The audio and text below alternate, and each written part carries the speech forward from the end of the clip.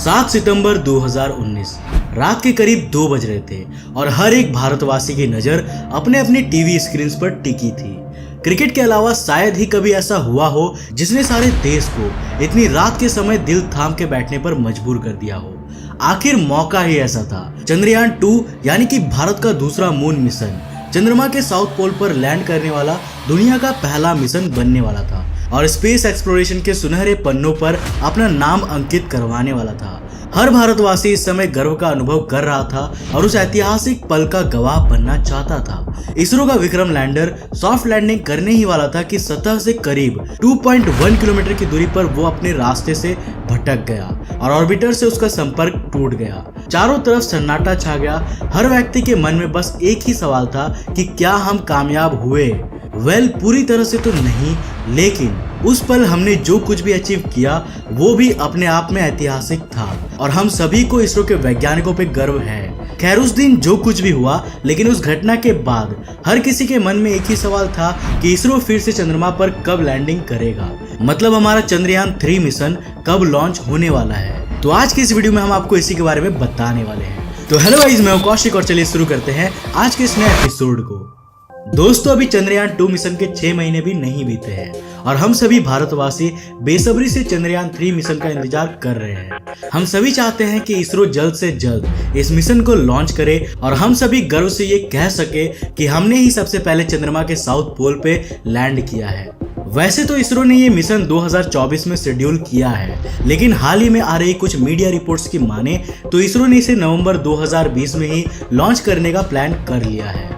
ये सिर्फ उनका मानना नहीं है, बल्कि उनका दावा है कि उन्हें ये न्यूज़ इसरो के ही कुछ वैज्ञानिकों से मिली है और आने वाले कुछ दिनों में खुद इसरो के हेड इसकी ऑफिशियल अनाउंसमेंट भी कर सकते हैं। आपको बता दूं कि जब चंद्रयान 2 का लैंडर विक्रम सॉफ्ट लैंडिंग करने में नाकाम हुआ तो इसरो ने इसके कारणों का पता लगाने के लिए एक कमेटी बनाई जो डिटेल में इसके कारणों का पता लगाएगी, जिससे आने वाले प्रोजेक्ट्स में हम इस फेलियर से सीख ले सके। अब ये कमेटी अपने काम में कहां तक पहुंची है इसकी जानकारी तो पब्लिक डोमेन में नहीं है, लेकिन अगर हम खुद इसके कारणों का अंदाजा लगाएं तो आने वाले चंद्रयान 3 मिशन में इसरो कुछ बातों का ख्याल जरूर रखेगा। पहला और सबसे इम्पोर्टेंट तो ये है कि वो लैंडर के लेग्स और थ्रस्टर्स को और भी स्ट्रांग बनाएगा, जिससे सॉफ्ट लैंडिंग के समय वो एक्स्ट्रा प्रेशर को झेल सके। इसके अलावा हम इस बार लो बजट पर मून मिशन की कोशिश नहीं करेंगे। मतलब हमारा बजट नासा जैसा आसमान छूने वाला तो नहीं होगा, लेकिन बहुत कम भी नहीं होगा। इससे हम मिशन में यूज हो रहे हर एक पार्ट की स्ट्रेंथ और ड्यूरेबिलिटी का पूरा ख्याल रख सकेंगे। और हाँ, सबसे बड़ी बात तो यह है कि इस बार इसरो अपने मून मिशन के ड्यूरेशन को कम करने की पूरी कोशिश करेगी। चंद्रयान 2 में हमारे ऑर्बिटर ने सबसे पहले पृथ्वी के कई चक्कर लगाए, फिर चांद के कई चक्कर लगाए और इस कारण हमें चांद तक पहुंचने में काफी ज्यादा समय लगा था। हाँ, ये बात तो है कि इससे हमने काफी सारा बजट सेव कर लिया था और ग्रेविटी की मदद से ही एक्स्ट्रा स्पीड प्राप्त कर ली थी, लेकिन इससे मिशन काफी लंबा भी खींच गया और किसी मिशन में जितना ज्यादा टाइम लगता है, गलती होने की पॉसिबिलिटीज भी उतनी ज्यादा बढ़ जाती है। और अगर हम चंद्रयान 3 को साइड में रखकर फ्यूचर में दूर दूर के प्लैनेट्स के एक्सप्लोरेशन मिशन के बारे में तो ये टेक्निक शायद सफल ना हो। दोस्तों, खबर तो ऐसी भी आ रही है कि भारत और जापान की स्पेस एजेंसी JAXA अब मून के एक्सप्लोरेशन के लिए साथ में मिलकर काम करने वाले हैं, लेकिन वो चंद्रयान 3 मिशन से ही होने वाला है या फिर उसके बाद से, इसकी कोई क्लियर इन्फॉर्मेशन हमारे पास नहीं है। हालांकि कुछ मीडिया रिपोर्ट्स ये दावा करती हैं कि चंद्रयान 3 का रोवर जापान बनाएगा, जबकि लैंडर बनाने की जिम्मेदारी भारत की होगी। लेकिन इसरो ने अभी तक ऐसी कोई अनाउंसमेंट नहीं की है। पर वेट ए मिनट, अगर रोवर जापान बनाएगा और लैंडर भारत बनाएगा तो फिर ऑर्बिटर का क्या होगा? जैसा कि आप जानते ही हैं कि चंद्रयान 2 का ऑर्बिटर बिल्कुल सही सलामत है और अभी भी मून को ऑर्बिट कर रहा है, तो यार हमें फिर से ऑर्बिटर बनाने की कोई जरूरत नहीं है। अब आपके मन में एक सवाल जरूर उठ रहा होगा कि अगर हमारे पास ऑर्बिटर नहीं होगा तो लैंडर और रोवर को मून तक ले कौन जाएगा? क्या हम अपने ऑर्बिटर को वापस धरती पर लाएंगे? इस बार हम ऑर्बिटर को एक डिटैचेबल प्रोपल्शन टैंक से रिप्लेस करने वाले हैं, जिसका काम होगा सिर्फ लैंडर और रोवर को मून के ऑर्बिट तक पहुंचाना।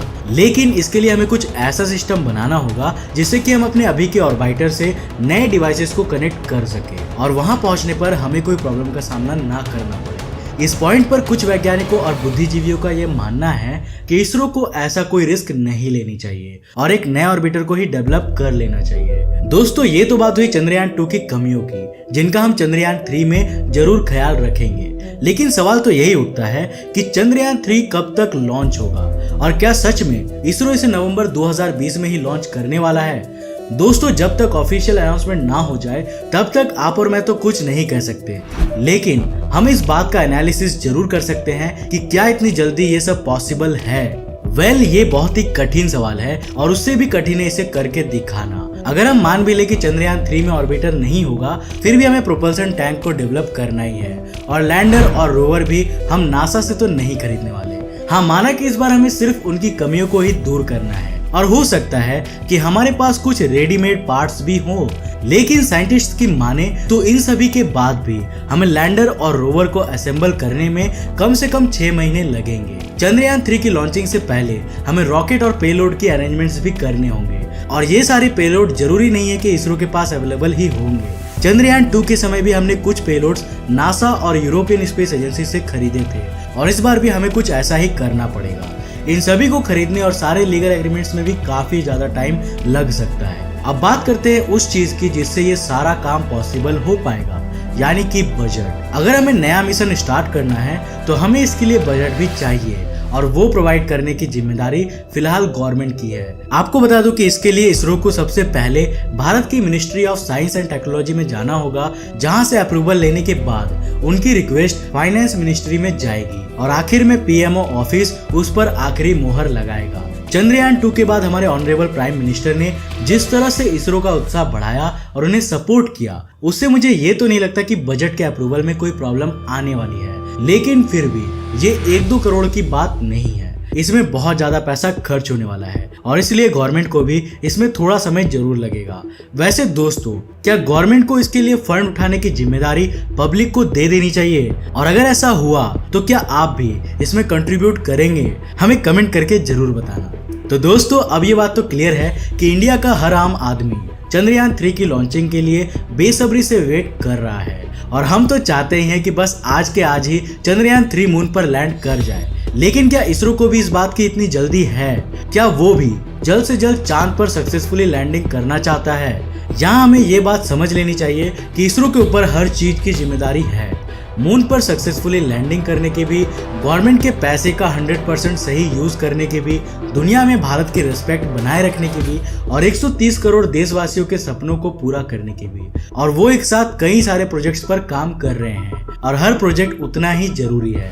लेकिन कुछ कारण है जिस वजह से इसरो भी जल्द से जल्द चांद पर लैंडिंग करना चाहेगा। पहला कारण तो ये है कि जापान, चाइना, इजराइल और यूरोपियन यूनियन भी मून के साउथ पोल में लैंडिंग करने की कोशिश में लगे हुए हैं। इसके अलावा नासा और अमेरिका की कई प्राइवेट स्पेस रिसर्च एजेंसीज भी इस दौड़ में शामिल हो चुकी है।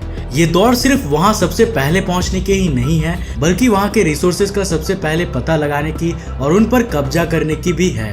हाँ, चाहे हम सबसे पहले भी वहां पर पहुंच जाए, लेकिन हम उन रिसोर्सेज पर अपना अधिकार नहीं जमा सकते। लेकिन फिर भी जो सबसे पहले वहां पहुंचेगा वो एक तरह से उन पूरे रिसोर्सेज को डोमिनेट करेगा और दूसरे स्पेस रिसर्च ऑर्गेनाइजेशन को ना चाहते हुए भी उसके सामने मदद के लिए हाथ फैलानी ही पड़ेगी। 2024 तक तो कई सारे मून मिशन लॉन्च हो चुके होंगे। ऐसे में हमारे पास 2 ही चॉइसेस है, या तो हम सबसे पहले वहां पहुंच जाए या फिर घर में बैठकर ये दुआ करें कि बाकी सारे देशों के मून मिशन भी फेल हो जाए। और आई थिंक आप ऐसा कुछ तो नहीं सोचना चाहेंगे, है ना? दूसरा कारण यह है कि नवंबर 2020 में अर्थ और मून कुछ इस तरह अलाइन होने वाले हैं कि मून मिशन को लॉन्च करना काफी आसान हो जाएगा। ऐसे में इस गोल्डन अपॉर्चुनिटी को भी इसरो मिस नहीं करना चाहेगा। दोस्तों, इस बात में कोई शक नहीं है कि नवंबर 2020 तक चंद्रयान 3 की सारे प्रिपरेशंस करना बेहद कठिन है। लेकिन अगर इसरो ने ये डेट रखी है तो उन्होंने कुछ सोच समझ कर ही रखा होगा। अब तो बस ऑफिशियल अनाउंसमेंट का ही इंतजार है। तो तब तक आप हमारे इस वीडियो को लाइक और शेयर करके अपना प्यार बरसाते रहें और अगर आपने अभी तक सब्सक्राइब नहीं किया तो जल्दी से जाकर सब्सक्राइब कर लें। तो आज के लिए बस इतना ही। अगर आपने अभी तक हमें इंस्टाग्राम पे फॉलो नहीं किया है तो जल्दी से जाकर फॉलो करो, ये है हमारा यूजर नेम। अगर आप नए हो इस चैनल पे तो ऐसे इंटरेस्टिंग वीडियोस के लिए चैनल को सब्सक्राइब करिए, साथ साथ नोटिफिकेशन बेल को भी ऑन कर लो। मैं मिलता हूँ एक और नए वीडियो के साथ, तब तक के लिए जय हिंद।